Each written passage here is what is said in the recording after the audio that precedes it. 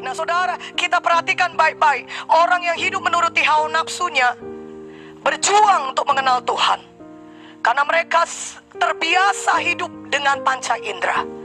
Mereka tidak lihat Tuhan, mereka tidak kenal Tuhan. Ya, mereka tidak pernah rasa Tuhan itu, saudaraku. Ya, karena mereka selalu berjalan dengan perasaan, dengan panca inderanya.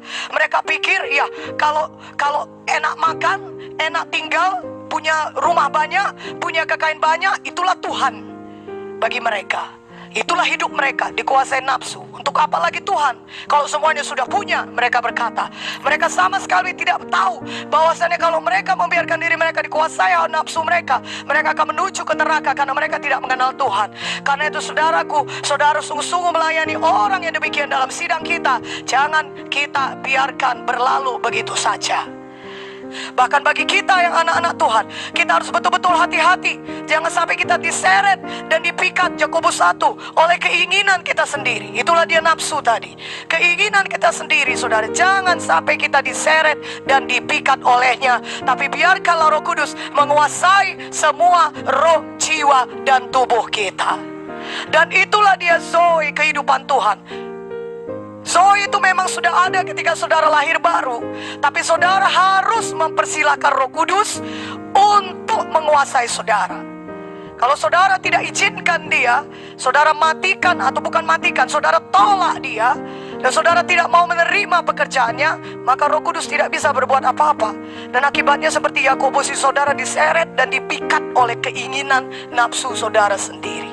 Karena itu tolak di dalam nama Yesus, pakai kuasa Roh Kudus, berjalan di dalam Roh, berdoa untuk itu, berdoa kepada Roh Kudus, dan minta kepada Roh Kudus, dan rindukan itu, dan kejar itu di dalam nama Yesus.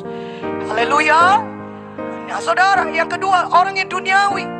Orang yang duniawi memiliki pandangan yang ditujukan kepada dunia. Banyak orang yang hidupnya yang dikuasai nafsu bermetamorfosis. Ya, bermetamorfosis jadi orang duniawi. Orang duniawi hanya menunjukkan pandangan ke dunia, dan mereka pikir ini versi manusia lebih baik. Lebih baiklah daripada orang yang dikuasai nafsu. Padahal saudara, sebenarnya sama saja. Mereka masih berjalan di dalam kegelapan. Kalau mereka tidak diselamatkan dan tidak membiarkan diri mereka dikuasai Roh Kudus, maka ujungnya juga seperti Roma 8 berkata, ujungnya menuju maut. Tidak ada bedanya, bahkan lebih berbahaya lagi, karena mereka bisa bersembunyi di balik penampilan mereka yang terhormat. Mereka memang tidak mabuk-mabukan, ya, tidak kelihatan terhormat, tapi sebenarnya pandangan mereka ditujukan kepada dunia. Bagaimana menjadi lebih kaya, bagaimana lebih mengejar kesenangan, ya, secara terhormat. Bagaimana memiliki kekayaan lebih banyak, bagaimana lebih dihormati orang, kedudukannya lebih tinggi. Dunia, semuanya dunia, untuk dunia ini saja. Tapi sebenarnya tidak pernah memikirkan mengenai kekekalan. Saudaraku, kadang-kadang orang berhenti sampai di sini saja. Mereka memang berubah, tapi bermetamorfosis dari orang yang dikuasai nafsu sampai orang yang duniawi saja. Dan akibatnya mereka tidak menyadari bahwa sesungguhnya mereka sebenarnya berada di tempat yang sama saja, di dalam kegelapan, belum dibebaskan. Dan anak-anak Tuhan yang tidak membiarkan, hamba-hamba Tuhan juga yang tidak membiarkan diri yang dikuasai Roh Kudus bisa masuk ke dalam kategori ini. Mereka membiarkan dirinya dikuasai oleh dunia, tidak lagi sungguh-sungguh mengejar panggilan Tuhan dalam hidup mereka. Kalau kita dikuasai Roh Kudus, maka Tuhan bisa bekerja hebat lewat kehidupan kita. Amin. Haleluya.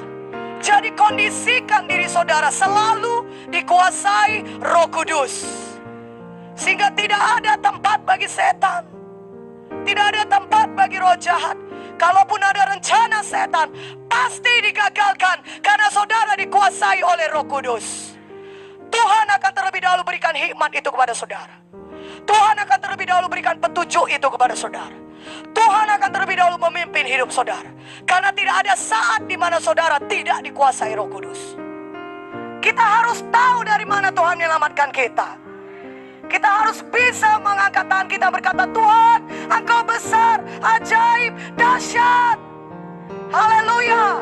Walaupun setan mau membinasakan saudara semuanya, sekali pukul habis, tapi ada Tuhan yang jauh lebih besar daripada dia. Tuhan Yesus namanya, yang kuasanya tidak terbatas. Saudara, itu saudara tidak tahu kan? Kita tidak tahu, tapi Tuhan tahu. Kalau kita membiarkan diri kita dikuasai Roh Kudus, maka mujizat bisa jadi dalam hidup kita. Haleluya. Haleluya. Sungguh indah hidup dikuasai Roh Kudus. Sungguh ajaib hidup yang dikuasai Roh Kudus. Sungguh penuh perbuatan Tuhan yang besar kalau hidup kita dikuasai Roh Kudus. Sehingga saudara bisa menceritakan banyak kesaksian kemenangan, saudara. Haleluya.